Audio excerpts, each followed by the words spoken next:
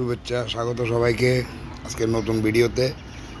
এখন ঠিক দুপুর 2টা বাজে, মুরগিকে খাবার দিয়ে দিলাম দুপুরের। এই যে দেখেন খাচ্ছে সব, এই বাচ্চাগুলোও খাচ্ছে, দেখেন এই যে দেখেন বাচ্চাগুলোও খাচ্ছে।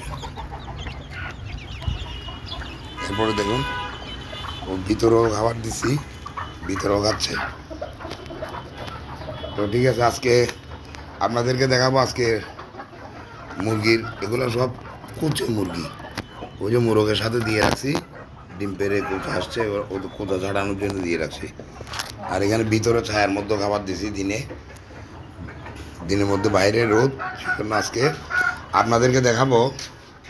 এই ডিমও পারছে কতগুলো, আর এই দুটোও ডিম পাবে, আরও আছে। এগুলো আজকের ডিম। আজকে আপনাদেরকে দেখাবো মুরগির বাচ্চা ফোটাবো, ইনকিউবেটর মেশিনে বাচ্চা বসাবো, ডিম বসাবো, কীভাবে বসাবো, কি করব, সেটার বিষয় নিয়ে বিস্তারিত আলাপ হবে। সাথে থাকুন, আপনাদেরকে ইনকিউবেটর মেশিনের পাশে নিয়ে যাচ্ছি, সাথে থাকুন। এই দেখেন এখন খাবার দাবার শেষ করলাম, এই যে চলে আসলাম ইনকিউবেটর মেশিনের সামনে। জেনে রাখা ভালো, এই যে মেশিনের দেখতেছেন এখানে, এটা হচ্ছে তাপমাত্রা আর এটা হচ্ছে আর্দ্রতা। প্রথম দিনে আপনারা মেশিনে বাচ্চা ফোটানোর জন্য ডিম যখন বসাবেন, ফ্রিজ থেকে 8 ঘন্টা আগে বের করে রাখবেন। 10 দিনের ডিম হলে ভালো হবে।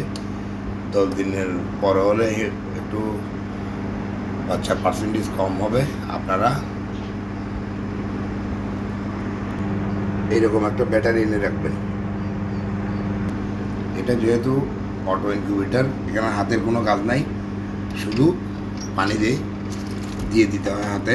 আরগুলা এই যে দেখেন, এই যে ট্রানও করে ওরা নিজে। এই যে দেখতেছেন আপনারা, এখানে 101টা ডিম বসানো হয়েছে। আজকে প্রথম দিন। আপনারা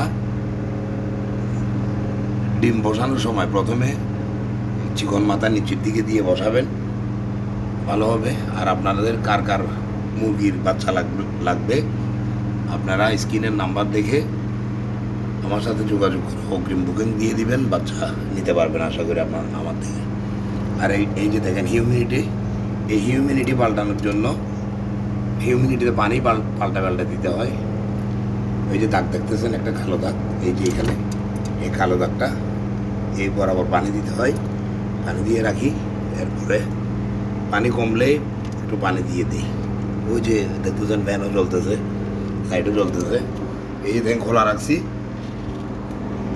রাখছি, তাপমাত্রা কমে গেছে। এই দেখছেন 36-এ চলে আসছে।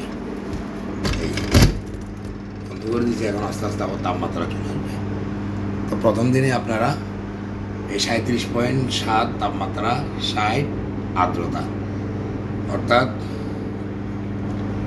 প্রথম দিন এভাবে, 5 দিন পরে ডিম ক্যান্ডেলিং করার পরে সেটা হবে 70, তাপমাত্রা ঠিকই থাকবে।